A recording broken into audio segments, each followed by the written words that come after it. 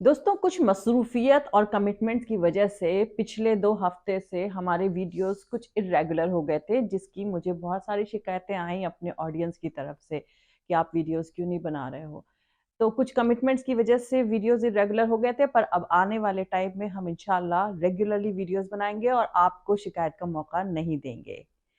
तो दोस्तों, जो लोग मेरे इस चैनल को पसंद करते हैं, जिनको मेरे ये चैनल इंफॉर्मेटिव लगते हैं, वो मेरा YouTube channel political Tamasha with doctor Arshi को सब्सक्राइब करके वहां पे लगी बेल आइकॉन को जरूर दबा दें, ताकि आपको हमारे आने वाले हर वीडियो की अपडेट्स एकदम टाइम पर मिलती रहे। और दोस्तों, अगर आपको हमारी वीडियोस पसंद आते हैं तो आप अपने इस चैनल को सपोर्ट कर सकते हैं। कैसे सपोर्ट कर सकते हैं? या तो इसकी पेट्रॉन बन करके या फिर इसकी मेंबरशिप लेकर के। और दोनों का ही लिंक मैंने इसी वीडियो के डिस्क्रिप्शन में अलग अलग दे दिया है। तो चलिए आज के सियासी तमाशे के सफर को शुरू करते हैं।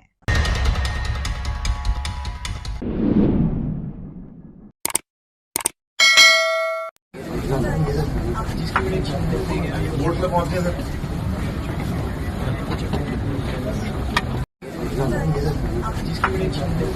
वोट पे पहुंचे सर। पूरी गुंडागर्दी है। अरविंद केजरीवाल जी के घर वालों को हाउस अरेस्ट किया हुआ है। अरविंद केजरीवाल जी की माताजी एक दिन पहले अस्पताल से आई हैं, बेटे को अरेस्ट कर लिया। घर वालों को किसी से मिलने नहीं दिया जा रहा। शांतिपूर्ण प्रोटेस्ट रोका जा रहा है। आईटीओ पे हम जा नहीं सकते। 1 मिनट आईटीओ पे आते हुए हुआ और उठा के पुलिस वाले हमको फेंक रहे हैं। पूरी तानाशाही है। सिर्फ और सिर्फ लोकसभा चुनाव जीतने के लिए ये तानाशाही की जा रही है। लोग जहां पे भी होंगे वहां पे प्रोटेस्ट करेंगे। ये प्रोटेस्ट रुकेगा नहीं। मुल्क की सबसे बड़ी ऑपोजिशन पार्टी के अकाउंट फ्रीज कर दिए गए हैं। ऑपोजिशन के चीफ मिनिस्टर को गिरफ्तार करा दिया गया है। दूसरे तमाम नेताओं को गिरफ्तार कराने की प्लानिंग चल रही है। ऐसे में अब की बार 400 पार का नाम देने का सियासी तमाशा चल रहा है। वैसे सबके नॉमिनेशन भी रद्द कराए जा सकते हैं। फिर तो 543 सीट्स में से पूरी 543 ही आ जाएगी। चुनाव की जरूरत है ही क्या? दोस्तों, कुछ जानकारों का मानना है कि आबकारी घोटाले में केजरीवाल एंड कंपनी का कुछ नहीं बिगड़ने वाला है। सरकार कुछ साबित नहीं कर पाएगी, क्योंकि इन्वेस्टमेंट की पूरी रकम ब्लैक मनी है। लेकिन देश का ध्यान इलेक्टोरल बॉन्ड से भटकाने के लिए कुछ तो करना ही था। तो सियासी तमाशा जरूरी है। सो अब केजरीवाल गिरफ्तार हो गए हैं। 2 दिन पहले ही उनके वकील कोर्ट में इस बात का डर जाहिर कर रहे थे। हाई कोर्ट ने जैसे ही ईडी को छूट दी, कुछ घंटे के अंदर केजरीवाल गिरफ्तार हो गए।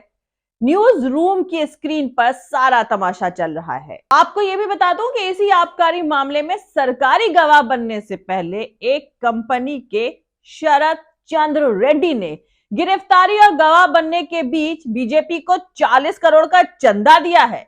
जी हां, गिरफ्तारी और चंदा दोनों साथ साथ चल रहे हैं। अब की बार बीजेपी 400 पार करना चाहती है, क्योंकि भारत का संविधान जो बदलना है। कांग्रेस का अकाउंट फ्रीज कर दिया गया है। वो सरेआम अपनी फटी जेब दिखा रही है।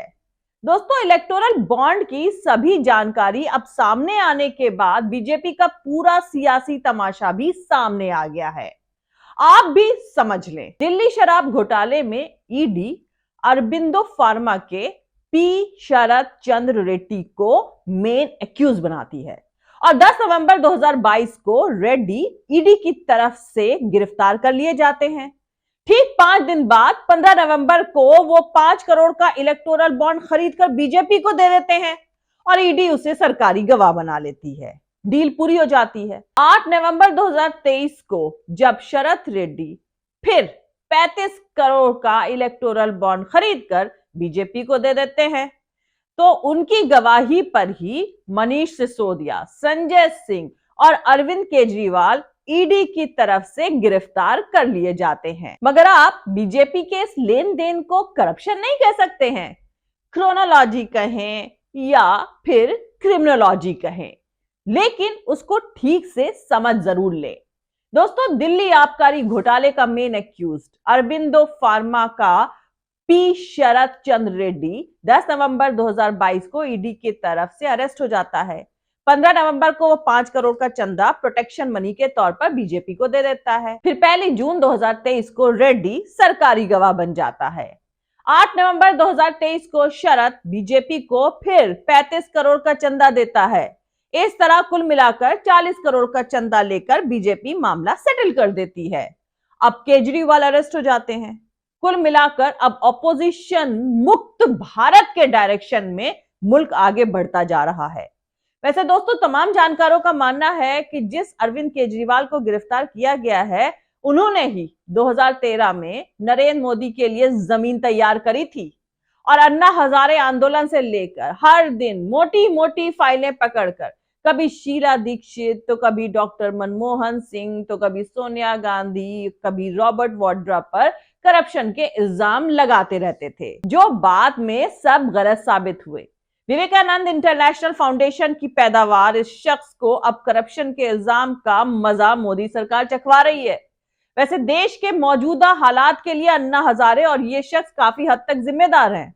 दोस्तों, अरविंद केजरीवाल, जी हाँ, राष्ट्रीय स्वयं सेवक संघ आरएसएस के intellectual organisation Vivekananda International Foundation से निकले अरविंद केजरीवाल की पूरी सियासत झूठ, प्रोपेगेंडा और आरएसएस के भगवा ट्रैक पर ही थी। अब यह बात खुल चुकी है कि अन्ना आंदोलन संघ और मौजूदा national security adviser Ajit Doval के दिमाग की पैदावार थी, जिसमें अरविंद केजरीवाल, मनीष सिसोदिया, कुमार विश्वास, किरण बेदी वगैरह वगैरह सिर्फ एक मोहरे थे। अरविंद केजरीवाल ने उन्हें भी धोखा दिया और अन्ना हजारे, किरण बेदी की तरह तय ट्रैक पर ना जाकर सियासत में अपनी पार्टी का ऐलान कर दिया। आरएसएस को अरविंद केजरीवाल से यही शिकायत है। केजरीवाल को शायद पता नहीं था कि ये जब ठाकरे परिवार के नहीं हुए तो किसी और के क्या होंगे। दोस्तों, अरविंद केजरीवाल के भगवा सियासत के कुछ तमाशे को समझ लें। पहला, शाहीन बाग और जामिया आंदोलन से दूरी बनाए रखना और पुलिस हाथ में होने पर 2 घंटे में आंदोलन खत्म कराने का ऐलान करना। फिर सीएए और एनआरसी आंदोलन का विरोध करना। वहीं दूसरी तरफ शर्जील इमाम को गिरफ्तार करने के लिए होम मिनिस्टर अमित शाह को उकसाते हुए ट्वीट करते रहना। जब नॉर्थ ईस्ट दिल्ली में दंगे हुए तो उन्होंने उस इलाके का दौरा तक नहीं किया, न ही उनकी सरकार ने दंगा पीड़ितों के लिए रिहैबिलिटेशन प्रोग्राम चलाए। केजरीवाल सरकार ने कोरोना काल में तबलीगी जमात वालों पर एफआईआर करी। कोरोना मरीजों के डेटा में मुसलमानों का अलग से डेटा बताकर जमाती लोगों को बदनाम करा। मुसलमानों के लिए कुछ नहीं करने का वीडियो वायरल होना, जिसमें वो कहते नजर आए कि मोदी विरोध में मुस्लिम वोट ऐसे ही उन्हें मिल जाएंगे। पूरी दिल्ली में हनुमान चालीसा का पाठ कराना। दिल्ली के लोगों को सरकारी खर्च से तीर्थ यात्रा और राम मंदिर का दर्शन कराना। केजरीवाल के सरकार के ये कुछ अचीवमेंट्स हैं। फिर गुजरात चुनाव में भारतीय करेंसी पर गांधी की जगह गणेश और मां लक्ष्मी की तस्वीर लगाने का ऐलान करना। दोस्तों, इन तमाम सियासी तमाशों के बावजूद भी मुसलमान अरविंद केजरीवाल को वोट देता रहा है। सोचिए, कौन है टॉलरेंट और कौन है सड़ी हुई सोसाइटी। खैर, अरविंद केजरीवाल की गिरफ्तारी ऐसे वक्त में हुई है जब देश में लोकसभा चुनाव की तारीखों का ऐलान हो चुका है। 19 अप्रैल से देश में वोटिंग शुरू हो रही है, जो 7 फेजेस में होगी। उससे पहले केजरीवाल की गिरफ्तारी की टाइमिंग को लेकर ऑपोजिशन सवाल कर रहा है। दोस्तों, साल 2021 में बनाई गई दिल्ली सरकार की आबकारी पॉलिसी में घोटाले के इल्जाम में साल 2023 से मनीष सिसोदिया और आम आदमी पार्टी के राज्यसभा सांसद संजय सिंह जेल में हैं। उसी साल जनवरी में झारखंड के मुख्यमंत्री हेमंत सोरेन को ईडी ने मनी लॉन्ड्रिंग केस में गिरफ्तार कर लिया था। अब आपको बता दूं कि मार्च 2022 में लोकसभा में दिए गए जवाब में फाइनेंस मिनिस्टर ने बताया था कि साल 2004 से लेकर 2014 तक ईडी ने 112 जगहों पर छापेमारी करी थी और 5,346 करोड़ की संपत्ति जब्त करी। लेकिन साल 2014 से लेकर 2022 के 8 सालों की बीजेपी की हुकूमत के दौरान ईडी ने 3010 रेड करी और तकरीबन 1 लाख करोड़ की संपत्ति अटैच कर ली गई। बीते साल इंडियन एक्सप्रेस ने बताया था कि पिछले 8 सालों में ऑपोजिशन के नेताओं के खिलाफ ईडी के मामले 4 गुना बढ़े हैं। साल 2014 से लेकर 2022 के बीच 121 बड़े राजनेताओं से जुड़े मामलों की जांच ईडी कर रही है। इनमें से 115 नेता ऑपोजिशन पार्टियों में से हैं, यानी 95% मामले ऑपोजिशन के नेताओं के खिलाफ हैं। अब इसकी बराबरी यूपीए के वक्त से करें तो 2004 से लेकर 2014 के 10 सालों में 26 नेताओं की जांच ईडी ने करी। इनमें से सिर्फ 14 नेता ऑपोजिशन पार्टियों के थे।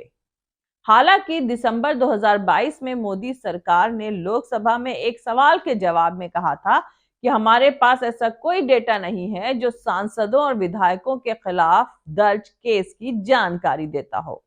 हम आम केस और राजनेताओं के केस को अलग अलग तरह से नहीं देखते हैं। ईडी की तरह अब सीबीआई के मुकदमों के आंकड़े को देखें तो यूपीए के 10 सालों में 72 यानी 72 राजनेता सीबीआई के स्कैनर में आए और उनमें से 43 नेता ऑपोजिशन के थे, यानी तकरीबन 60%। जबकि साल 2014 से लेकर 2022 तक एनडीए की सरकार में 124 नेता सीबीआई के शिकंजे में आए और उनमें से 118 नेता तो ऑपोजिशन पार्टी के ही हैं, यानी 95% ऑपोजिशन के नेता हैं।